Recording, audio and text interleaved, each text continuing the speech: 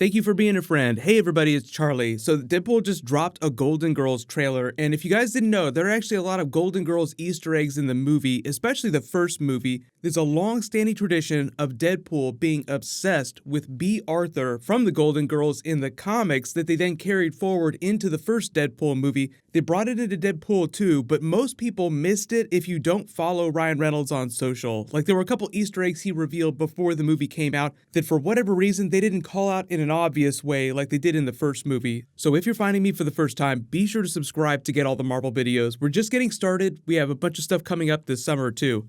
But obviously the big thing here, if you're not a Golden Girls fan or you don't know what's going on with Deadpool's obsession with B. Arthur, the song that's playing in the trailer, Thank You for Being a Friend, is the theme song from the Golden Girls TV show, and all these titles are done in the same style as the titles from the Golden Girl TV show opening credits. In addition, you can also see that for the opening titles, they did this as if it were a TV show, and these characters were playing people in the TV show. So you have Nathan Summers as Cable, instead of it saying Josh Brolin as Cable, you have Wade Wilson as Deadpool, Nina Thurman is Domino, that's Domino's real name in the comics. Colossus's real name is Peter Rasputin. If you guys didn't know, he actually has a sister in the comics named Ileana Rasputin, who's named Magic. She's actually a character in the New Mutants movie that Fox is doing.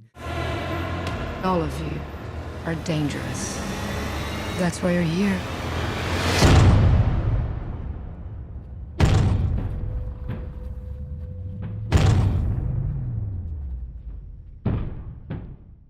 Now, I don't know if they're going to connect that to any of these movies. They're doing that as more of a serious, straight-up horror film, so we probably won't find out more about that till later this year. And then they have the whole Disney-Fox deal that's going on, so anything could change with their relationship down the road.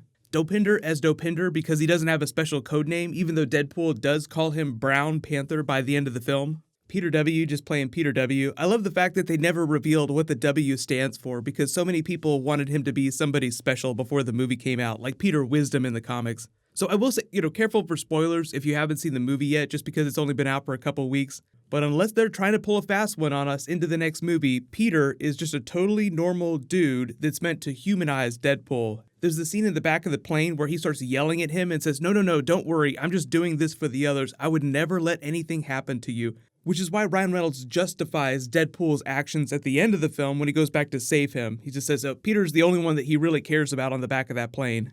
The whole B. Arthur thing that I mentioned before the movie came out was Ryan Reynolds just saying that his katanas are named B and Arthur. B is a dedicated performer and a joy to work with. Arthur is grumpy wumpy. So they didn't specifically call that out during the film the way they did during the first film, like when you see him at the beginning where he's wearing the B. Arthur t-shirt. Pineapple and olive? Sweet and salty. They didn't have any really obvious Easter eggs like that.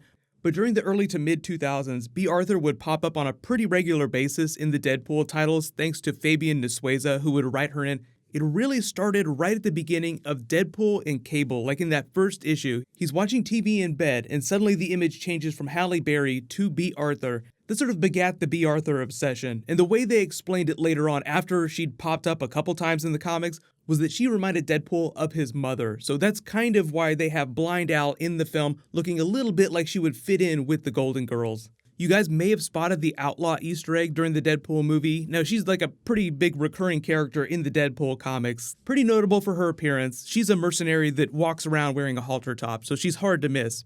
She's the poster here in the hallway during the X-Force audition scenes inside Sister Margaret's School for Wayward Children. If you wonder where they are, this room is inside that bar. They have an on-again, off-again relationship in the comics. There was one point in the Suicide Kings comic book where he's sitting with her and he's kind of troubled, and he looks at her and hallucinates B. Arthur wearing her t-shirt, so it gets pretty meta.